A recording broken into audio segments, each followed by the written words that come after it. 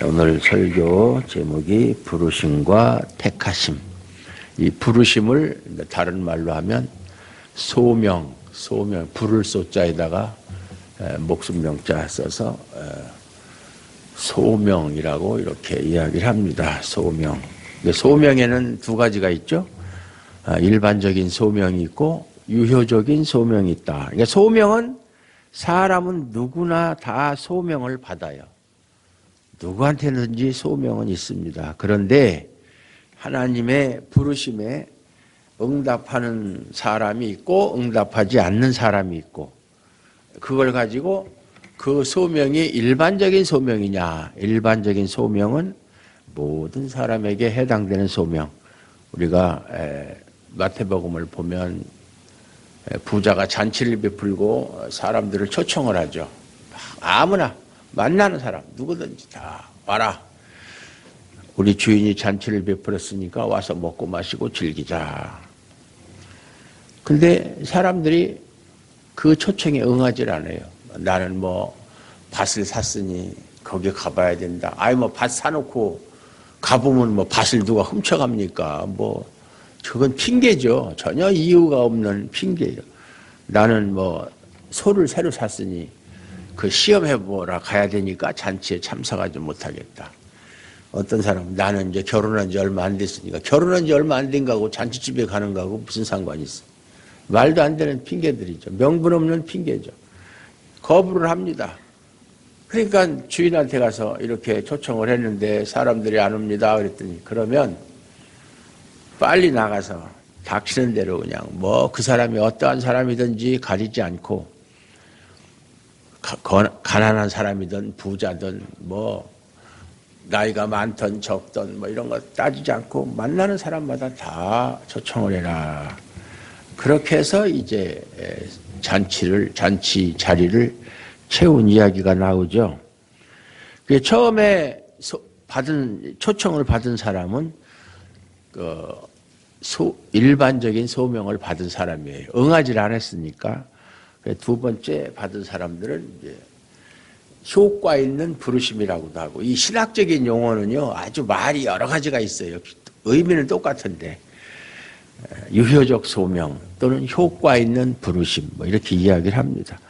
그들은 부르심을 받고 응답했기 때문에 효과 있는 부르심이다. 이제 구원을 받는 사람은 이러한 효과적인 부르심에 응답한 사람들이다. 그 얘기예요. 참 부르심과 택하심. 택하심이라는 것은 선택을 이야기하는 것이죠.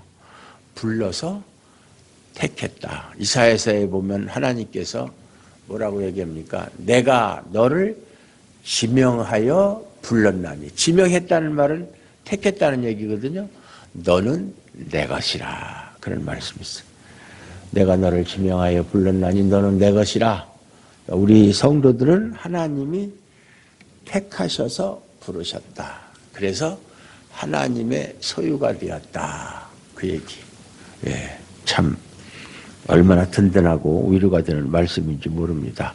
그래서 베드로 사도는 4절의 말씀에서 하나님이 우리에게 지극히 큰 약속으로, 지극히 큰 약속, 비할 데 없는 약속, 아주 좋은 약속, 귀한 약속, 이런 뜻이죠.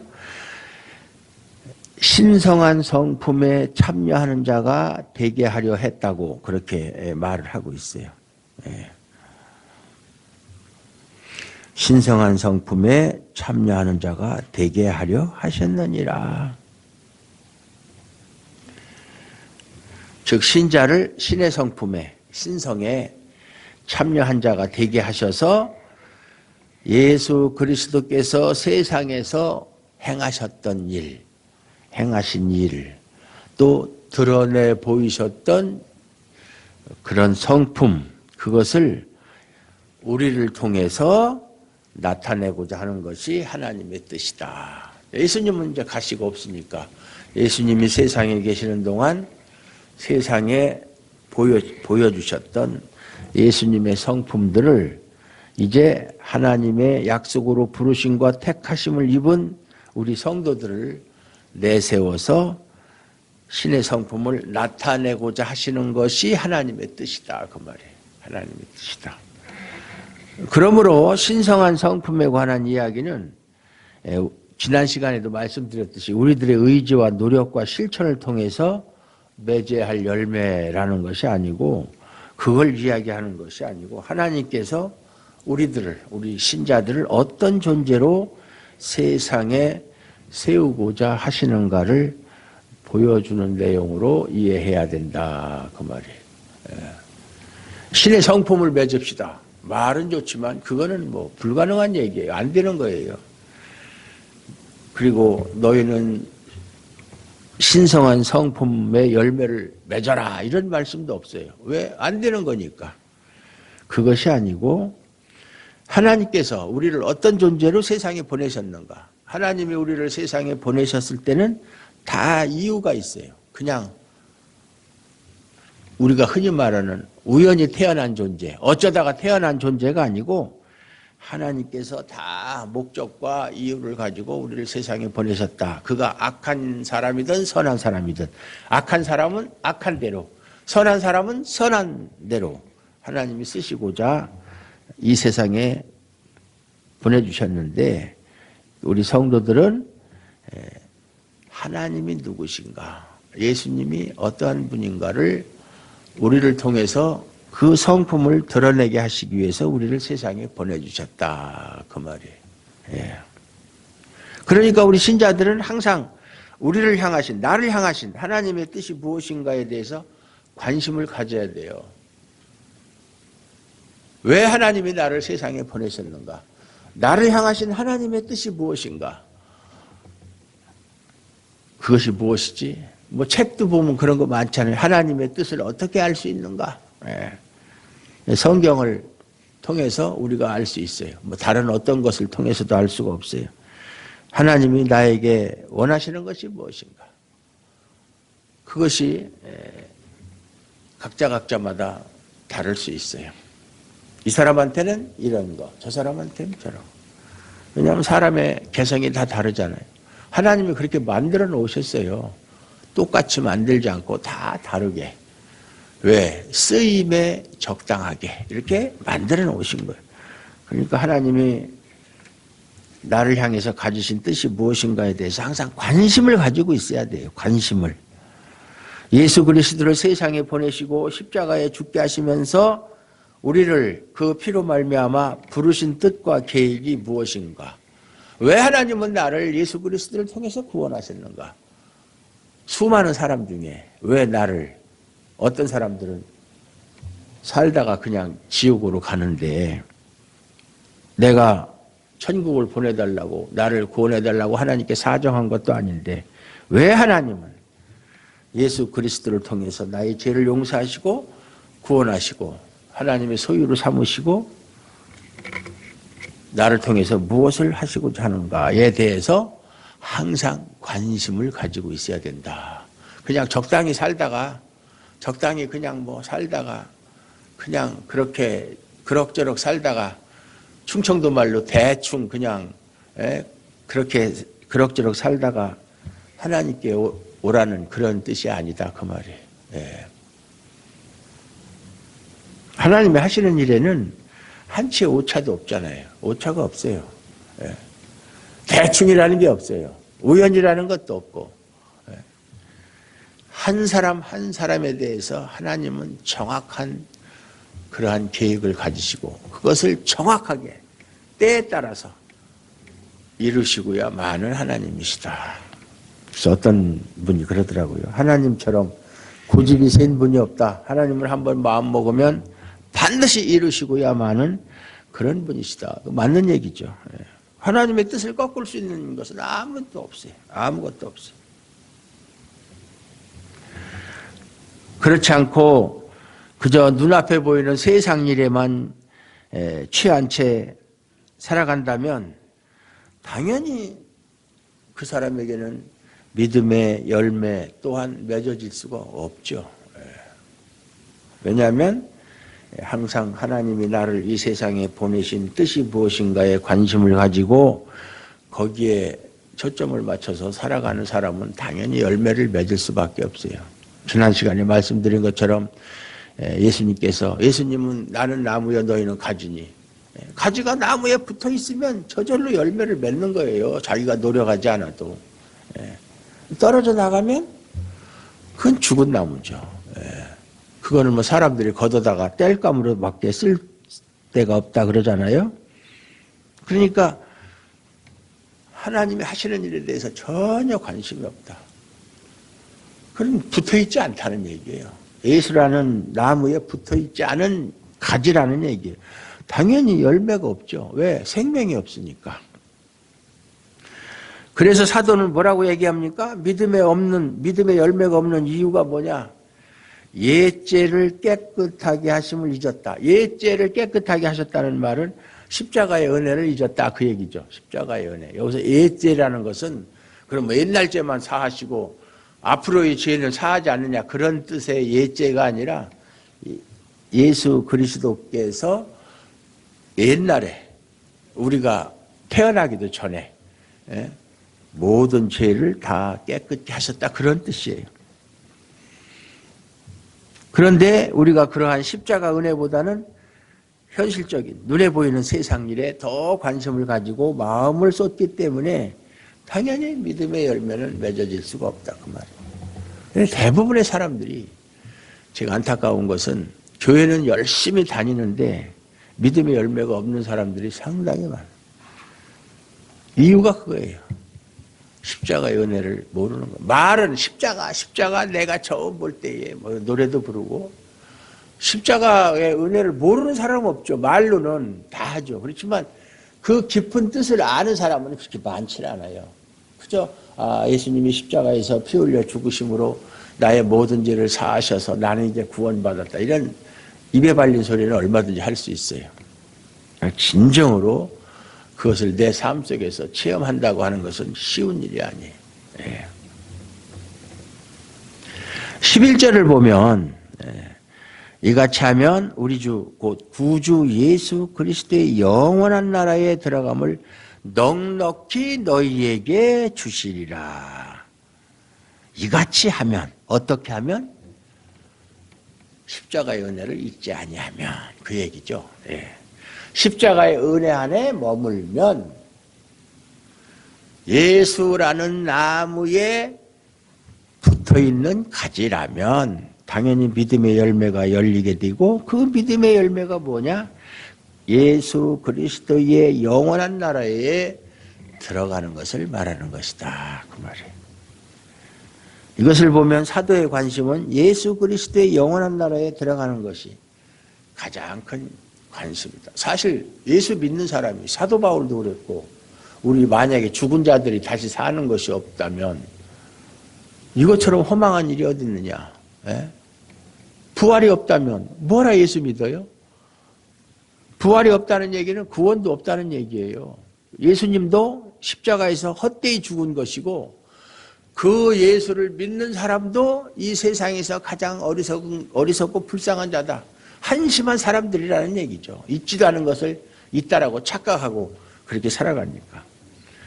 그러니까 사도는 말할 것도 없고 누구든지 예수를 믿는 사람에게 있어서 가장 중요한 관심사가 뭐냐? 그건 구원이잖아요. 구원.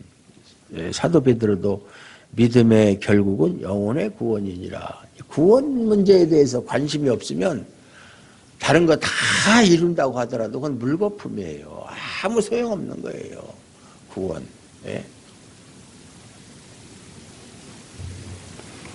따라서 사도의 말은 지금 내게 주어진 어떤 문제보다 어떤 문제, 나에게 닥쳐오는 어떤 문제, 어떤 일, 그거보다 예수 그리스도의 영원한 나라에 들어가는 것이 가장 중요하다. 가장 중요하다. 최고로 중요하다. 이것이 뭐 인생의 목표다. 그 말이죠. 그러니까 신자들이 가장 관심을 둬야 될 게 뭐냐? 영원한 나라에 들어가는 것. 구원받는 것. 영원한 생명을 얻는 것. 그거보다 더 중요한 게 어디 있어요? 그게 없으면 뭐 추운 날씨 뭐라 여기 나와가지고 시간 낭비하고 앉아있을 이유가 없잖아요. 그리고 누구든 주님의 영원한 나라에 관심이 없다는 것은 지난 시간에 말씀드린 것처럼 멀리 보지 못하는 맹인과 같은 사람이다. 맹인이다. 그 말. 멀리 보질 못해요. 그냥 눈앞에 것만, 근시안적으로 눈앞에 것만 보는. 사실 우리도 옛날에는 다 그런 맹인과 같은 자로 살아갔잖아요.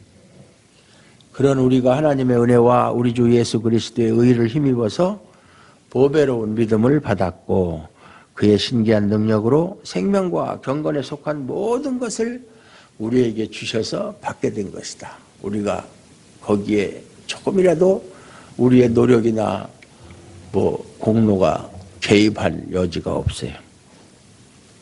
그냥 주니까 받은 거예요. 일방적으로 주셨고 우리는 그냥 받기만 한 거예요. 그걸 받기 위해서 우리가 준비한 것도 없고 아무것도. 요즘에 일부 교회나 일부 신학자들이 하나님의 은혜를 받기 위해서는 준비를 해야 된다. 그걸 회심 준비론이라고 아주 잘못된 사상을 가르치는 사람들이 많이 있어요. 회심을 하나님의 은혜를 받기 전에 회심을 하기 전에 회심을 준비해야 된다. 하나님의 은혜 받기 전에 죽은 사람인데 죽은 사람이 무슨 회개를 할 수 있고 무슨 준비를 해요. 말이 안 되는 얘기지.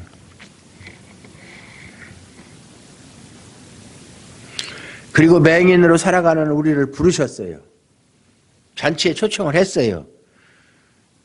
그러한 은혜를 베푸신 것은 우리를 부르신 분의 영광과 덕으로 되었다. 일방적이잖아요. 와라.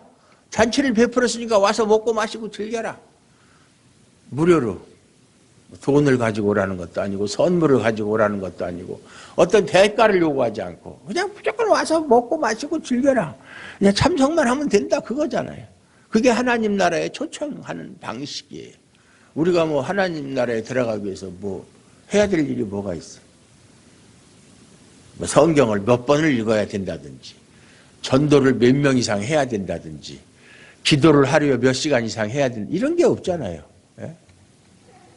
오히려 참 그런 게 있다면 더 신앙생활이 쉬울 수도 있어요. 그것만 채우면 되잖아요. 나 오늘 성경 10장 읽어야 되는데 10장 다 읽었다. 끝. 나 오늘 할 일 다 했다.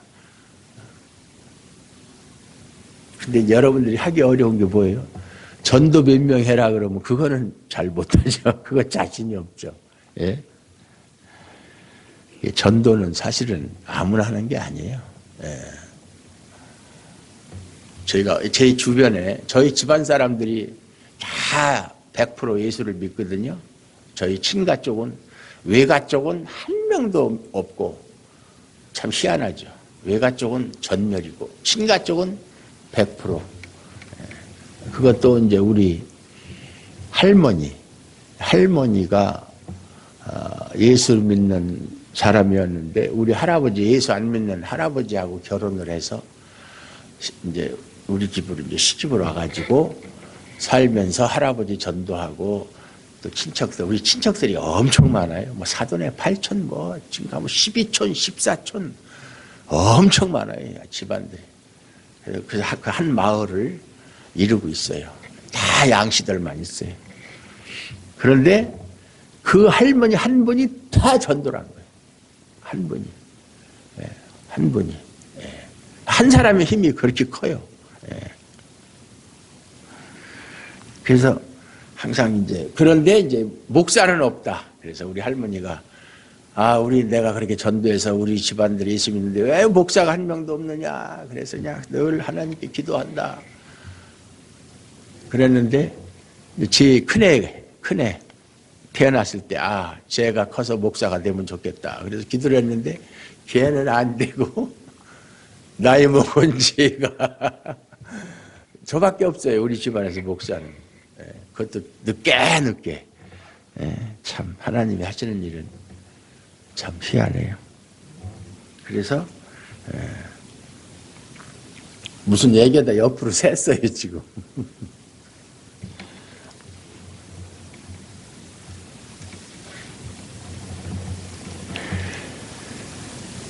그러한 은혜를 베푸신 것은 우리를 부르신 하나님의 영광과 덕으로 되었다.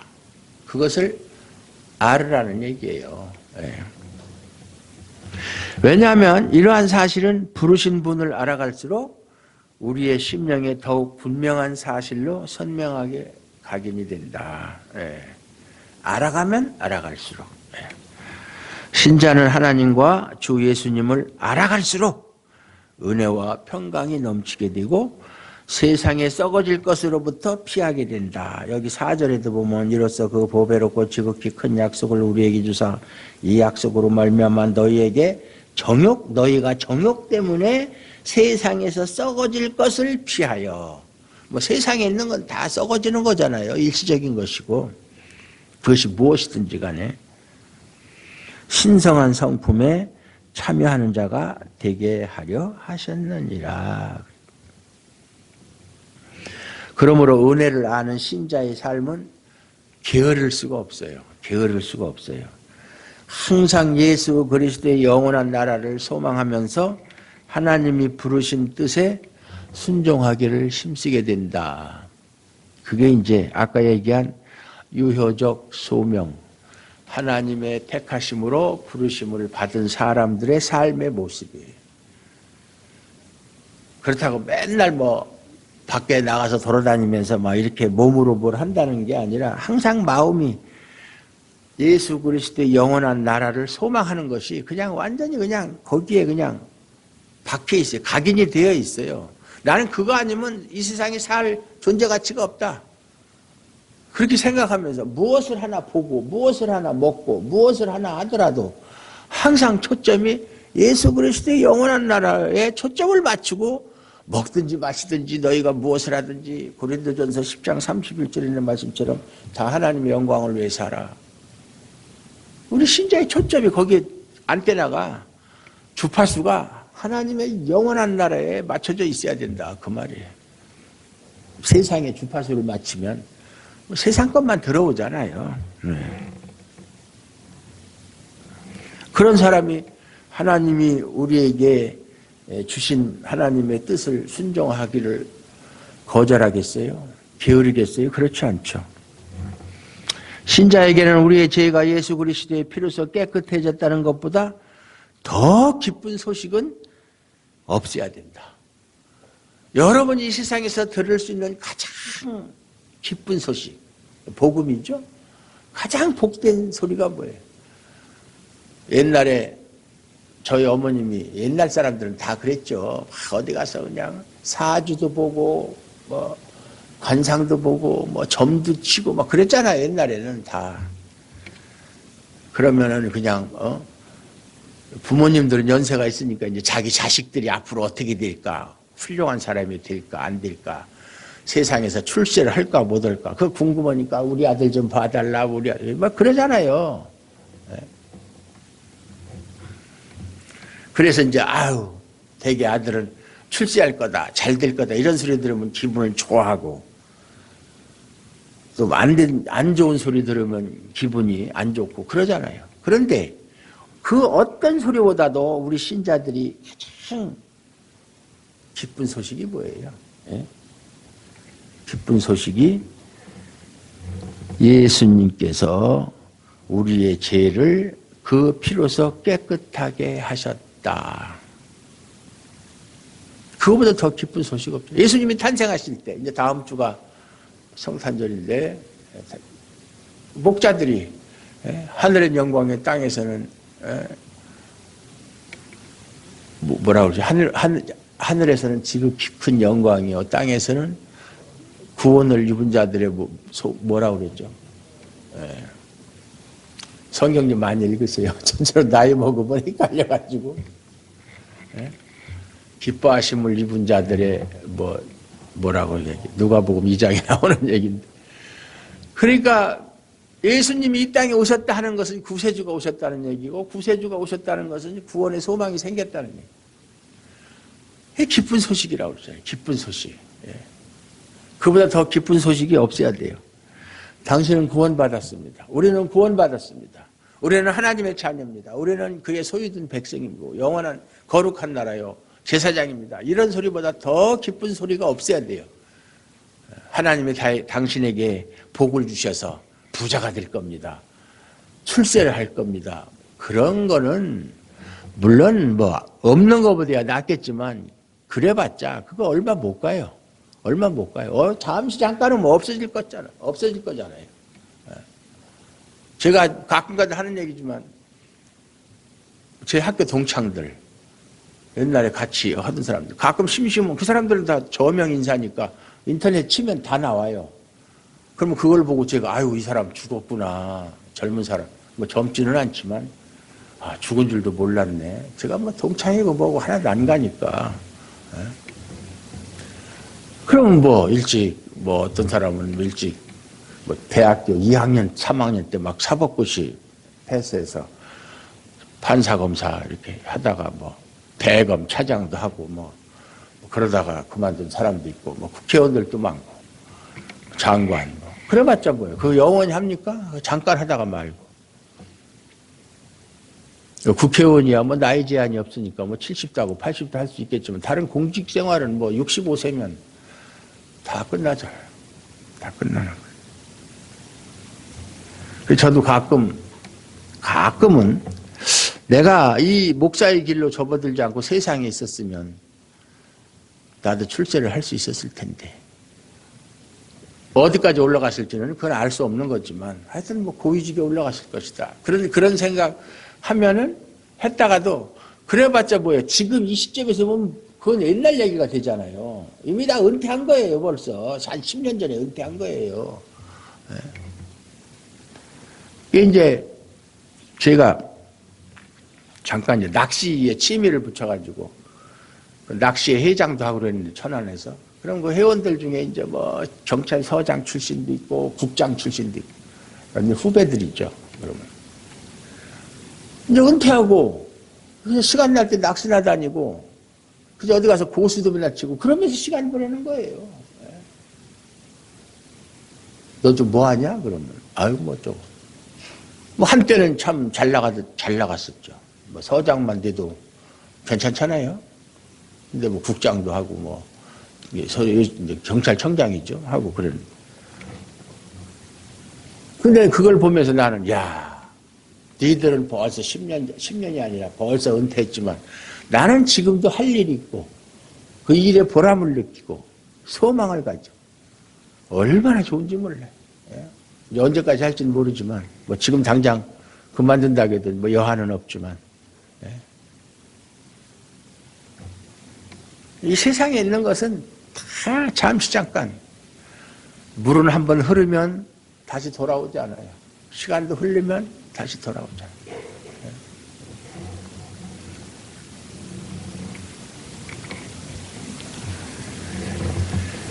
그런데 세상에 취해서 십자가의 은혜를 잊어버린 자로 살아간다면 말로는 예수님을 믿는다고 하지만 그 믿음에는 아무 열매도 찾아볼 수가 없다. 다시 말해서 죽은 믿음이다. 그 말이에요. 죽은 가지에서 무슨 열매가 맺히겠어요. 그 10절을 보면 그러므로 형제들아 더욱 힘써 너희 부르심과 택하심을 굳게 하라. 너희가 이것을 행한즉 언제든지 실족하지 아니하리라. 부르심과 택하심을 굳게 하라. 신자는 하나님의 택하심과 부르심에 굳게 함으로써 실족하지 않는다. 미끄러지지 않는다. 중도 탈락하지 않는다. 그 말이에요. 뭐 이제 다른 우리 개혁주의가 아닌 다른 교단에서는 한 번 구원받은 사람도 신자도 다시 타락할 수가 있다. 이렇게 이제 가르치는 사람들이 많이 있는데 그거는 아니에요. 그래서 이제 우리를 막 비난을 합니다. 개혁주의를 저 사람들은 한 번 구원받으면 영원히 구원받는다고 그래. 그러면 비난하는데 그게 진리예요. 그게 진리예요. 근데 이제 그 사람들이 하는 얘기가 봐라. 너희 부르심과 택하심을 굳게 하라. 이게 굳게 하라는 말이 꼭 붙잡고 있으라 뭐 이런 뜻으로 해석을 해서 너희가 이것을 행한 즉 언제든지 실족하지 아니하리라. 그러면 반대로 이렇게 하지 않으면 실족한다는 얘기 아니냐. 그러니까 중간에 중도 탈락하는 사람도 있다. 이렇게 주장한단 말이에요. 근데 그 얘기가 아니에요. 이 얘기가. 자기 입맛에 맞게 해석을 한 거예요. 너희가 그러므로 형제들아 더욱 힘써 너희 부르심과 택하심을 굳게 하라. 이건 굳게 하라는 얘기는 뭐 뭘 붙잡으라 이런 뜻이 아니고 그것을 완전히 깨달으라는 얘기예요. 너희는 하나님께 부르심을 받은 사람이고 택하심을 받은 사람이다. 그걸 알고 있는 사람은 절대로 실족하는 일이 없다. 그 얘기예요. 그 얘기지. 무슨 뭐 그렇게 안 하면 뭘 하고 안 해요. 부르심과 택하심이 우리 힘으로 한 게 아닌데 뭘 하고 안 합니까? 우리가 뭘 스스로 했어야 하고 안 하고 중간에 포기하고 그러지. 하나님이 일방적으로 한 일을 우리가 무슨 뭐 하고 안 하고 할 일이 없잖아요. 그렇게 해서 나를 택했는데 택한 것이 하나님이 하신 일이지 내가 뭐 거기에 조금이라도 뭐 보탠 게 있어요? 없잖아요. 예? 그러니까 우리가 하나님의 힘에 택하심을 받고 부르심을 받았으면 우리가 하나님 나 싫어요. 나 하나님 다 포기할 테니까 뭐 물건 뭐 저기 하듯이 다시 반품하듯이 그렇게 해주세요. 그게 안 되는 거예요. 그게 하나님이 하시는 일이기 때문에. 그래서 하나님이 부르셨다 택하셨다. 그건 하나님의 손에 잡혔다 그 얘기예요. 하나님의 잡힌 손을 우리가 뿌리칠 수 있나요? 그건 불가능해요. 안 되는 거예요. 그리고 하나님이 잡지 않은 손을 내가 하나님을 잡을 수 있나요? 불가능해요. 안 되는 거예요. 그걸 알으라는 얘기예요. 우리는 하나님께 붙잡힌 받은 사람. 붙잡힌 사람. 사도는 지금 여러 가지 시험과 환난을 당하는 신자들에게 이 권면을 하고 있어요. 지금 베드로 전서도 그렇고 후서도 그렇고 베드로 이제 시험이 막 닥치기 시작할 때 앞으로 큰 시험이 올 것이니까 거기에 그런 시험을 당할 때 벌벌 떨거나 그것 때문에 뭐 배교를 하거나 시험에 들거나 그렇게 하지 말라고 이걸 썼다고 그랬죠. 베드로전서는 그렇고 베드로후서는 이제 교회 내부에서 이제 어떤 자꾸 분란이 일어나고 의심하는 사람이 생기고 막 그러니까 그걸 이제 잠재우기 위해서. 그런데 만약에 그렇다면 베드로는 너희에게 이제 환란이 닥쳐올 텐데 그 환란을 피하기 위해서 회개하라고 한다든지 기도하라고 한다든지 뭐 이렇게 하라고 해야 그게 맞는 얘기고 통상적으로 교회에서도 어떤 어려운 문제를 당한 사람이 있으면 하나님께 기도하십시오 뭐 이러잖아요. 그 입에 발린 소리. 기도해서 다 모든 것이 해결된다면 얼마나 좋겠나마는 해결되는 것도 있고 안 되는 것도 있고 그건 하나님이 알아서 하실 일이지 우리가 뭐 기도한다고 해서 하나님이 내가 기도하는 대로 다 들어주면 하나님이 우리의 종이지 우리 주인이 아니잖아요. 그렇잖아요.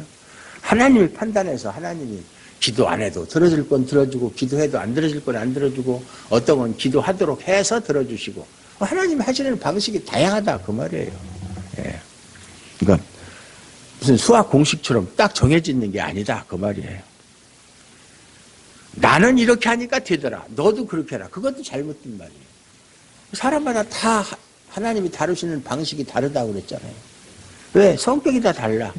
이 사람은 설득해야 듣고 이 사람은 막 야단쳐야 듣고 심지어는 이 사람은 두들겨 패야 듣고 어떤 사람은 칭찬해 주니까 잘하고 뭐 칭찬은 뭐 고래도 춤추게 한다는 말도 있듯이 사람마다 다 다르니까 하나님이 사람을 다루시는 방식도 다 다를 수밖에 없다. 그러니까 저 사람의 경우가 나한테도 똑같이 해당된다고 생각하면 안 된다 그 말이에요. 나는 왜 저 사람처럼 하는데 안 되나 이런 소리도 할 필요가 없고요. 하지만 하나님의 부르심과 택하심을 굳게 한다면 시험과 환난에서 벗어나는 것이 목적이 아니라 자신을 향한 하나님의 뜻을 아는 것이 목적이 된다. 왜 하나님이 나에게 우리에게 이런 시험과 환난을 허락하시는가? 왜 이런 고통을 내게 주시는가? 분명히 그 고통엔 뜻이 있어요. 하나님 하시는 일에 뜻이 없는 일은 없어요. 다 무의미한 일은 없어요. 다 있는데 사람들이 자기식으로 판단을 해서 그런 것이지. 좋은 일은 하나님의 뜻이다, 하나님의 은혜다 이렇게 이야기하고 나쁜 일이 닥치면 그건 하나님하고 전혀 상관없는 것처럼 재수 더럽게 없다고 이렇게 푸념이나 원망이나 하고 그거 아니에요. 그건 잘못된 거예요. 예. 하나님의 부르심과 택하심의 목적이 우리에게 단순히 안락한 삶을 주기 위함이 아니라는 것. 그래서 시험과 환난에서 벗어나기보다는 시험과 환난에서도 믿음으로 말미암아 덕과 지식과 절제와 인내들의 열매들로 나타나기를 소원하게 되는. 환난이 와라. 와도 난 전혀 두렵지 않다. 왜? 하나님이 나와 함께 하시고 충분히 내가 이길 수 있는 힘도 주실 테니까. 그게 믿음이죠.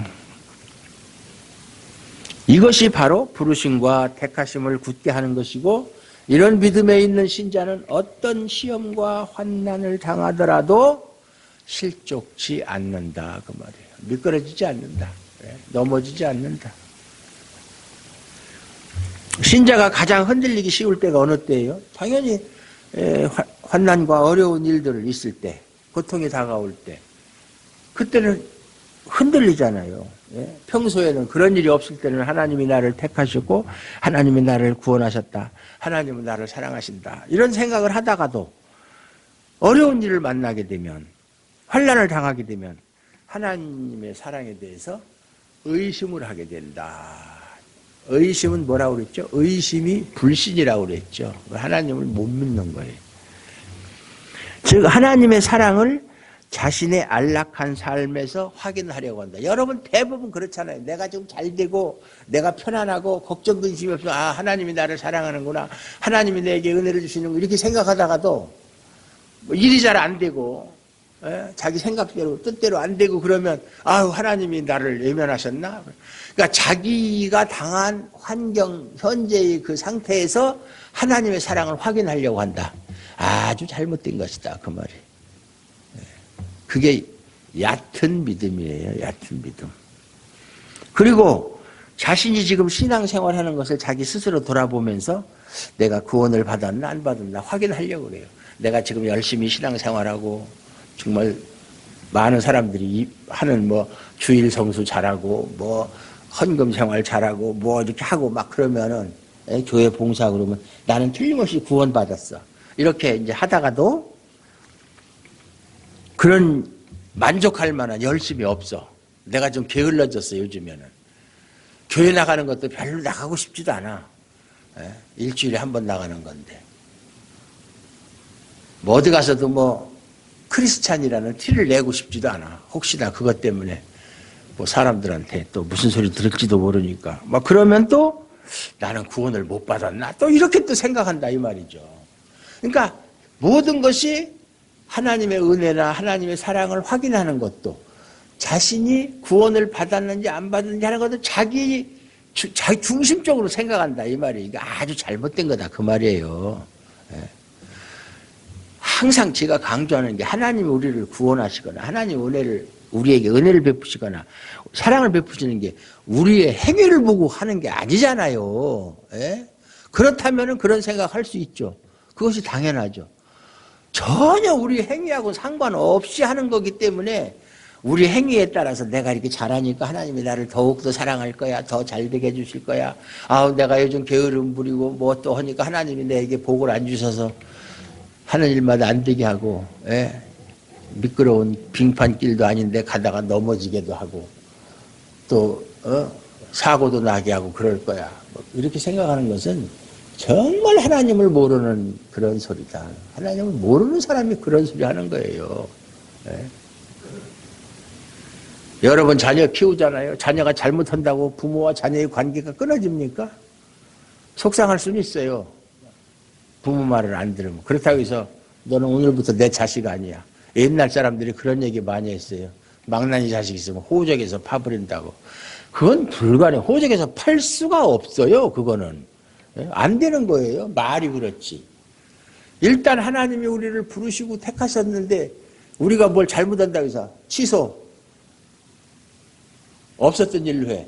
이런 일은 없다 그 말이에요. 그런 일은 없어요.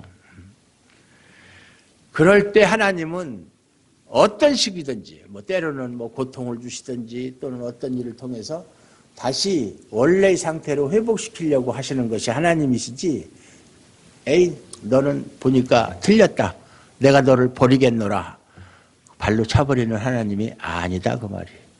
믿습니까? 네. 이런 것들이 자기의 중심적으로 신앙생활을 하면서 그걸 가지고 하나님이 나를 사랑하느냐 안 하느냐, 뭐 구원을 받았느냐 못 받았느냐, 이런 것들이 결국 부르심과 택하심을 굳게 하지 못하고 실족하는 모습들이다 그 말이에요. 예. 굳게 한다는 것이 뭐예요? 하나님을 알면은 그런 생각을 안 하거든요. 지난 시간에도 하나님을 아는 지식에 대해서 얘기했는데, 하지만 하나님의 부르심과 택하심은 어떤 경우에도 흔들림이 없다. 흔들리지 않는 것이 하나님의 사랑과 은혜다. 어떤 사람한테? 모든 사람한테 그런 게 아니라 부르심과 택하심을 입은 사람들에게 조건이 있죠. 요한복음 15장 제가 잘 인용하는 말씀인데, 주님께서 뭐라고 말씀하세요? 너희가 나를 택한 것이 아니요 내가 너희를 택하여 세웠다. 내가 너희를 택해. 너희가 뭐 나한테 와서 스승님 저를 제자로 삼아 주십시오. 옛날 무협지에 나오는 소설이 나오는 것처럼 제가 모술을 배워서 부모의 원수를 갚겠나이다. 아니면은 나라를 구하겠. 그래서 스승이 허락하면 제자가 되고, 그런 게 아니라 예수님의 제자는 예수님이 택해서 세웠다. 너희 의지하고는 전혀 상관없이. 예? 왜? 이는 너희로 가서 열매를 맺게 하고 또 너희 열매가 항상 있게 하여 내 이름으로 아버지께 무엇을 구하든지 다 받게 하려 함이라. 이거 요한복음 15장 16절에 있는 말씀이에요. 그런데 정작 우리가 멀리 보지를 못하기 때문에 열매가 없다 그 말이에요. 눈앞의 이익만 바라보기 때문에 믿음의 삶에서 벗어나게 되고 결국 주님이 원하시는 열매조차 맺을 수 없는 빈약한 자로 살아갈 수밖에 없다. 하나님은 말이죠, 자기 백성을 부르시고 택하셔서, 그랬으면 우리가 생각할 때는 우리식이라면 하나님이 나를 부르셨다, 나를 택하셨다 그러면 막 세상에서 잘되게 해가지고 다른 사람이 볼 때, 야, 저 사람은 하나님이 사랑하니까, 하나님을 믿고 예수를 믿으니까 저렇게 잘 되니까 나도 예수 믿어야 되겠다, 이렇게 하면 좋잖아요. 그렇게 하지 않아요. 그렇게 생각하는 것은 여러분의 오해예요.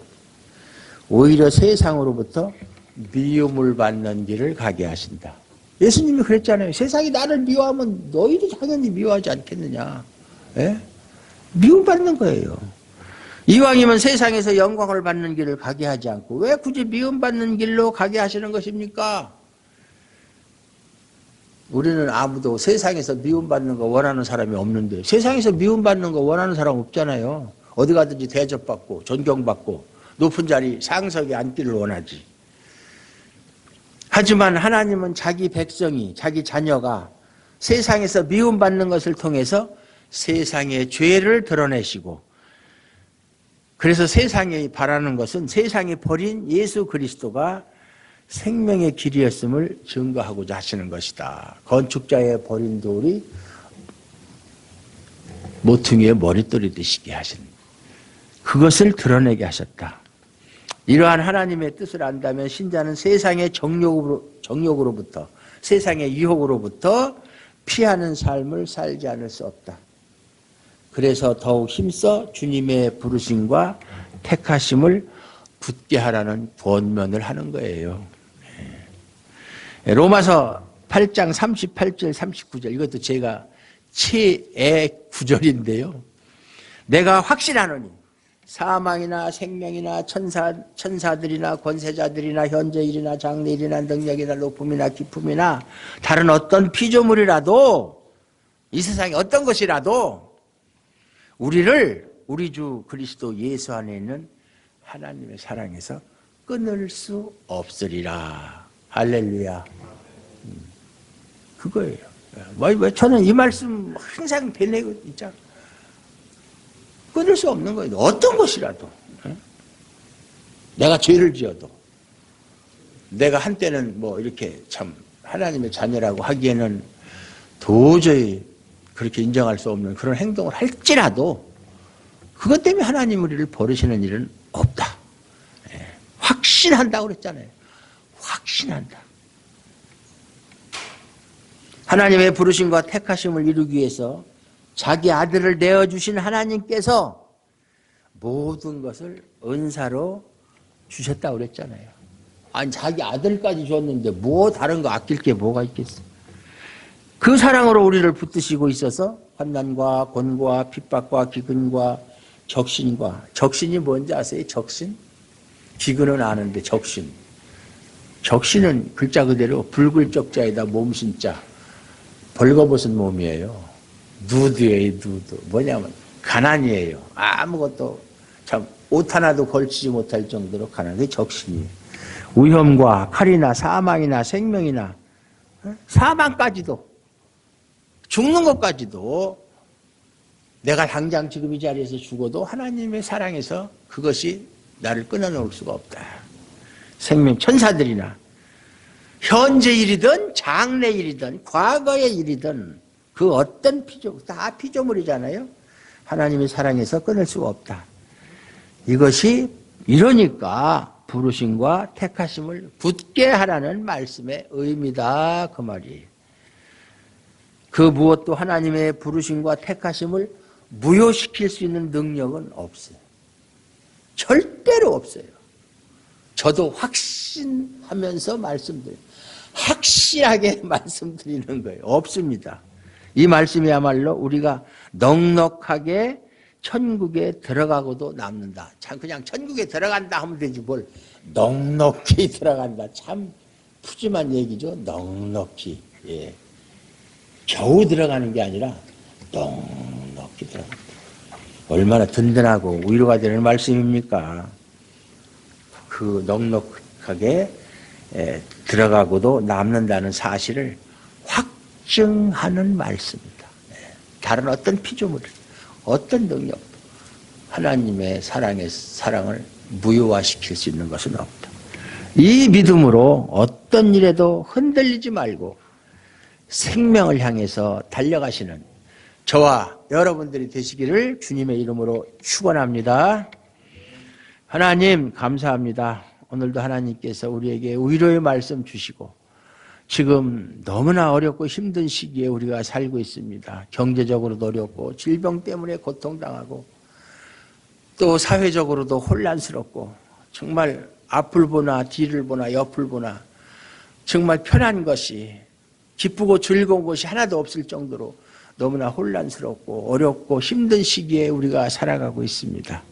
그러나 하나님께서 우리에게 분명히 약속하신 말씀대로 그 어떠한 일이 있어도 하나님의 사랑과 은혜가 취소되는 법도 없고 그것을 무효하게 할 수 있는 능력도 없고 하나님의 사랑에서 끊을 수 없다는 이 귀한 말씀을 통해서 우리가 힘과 소망을 얻습니다.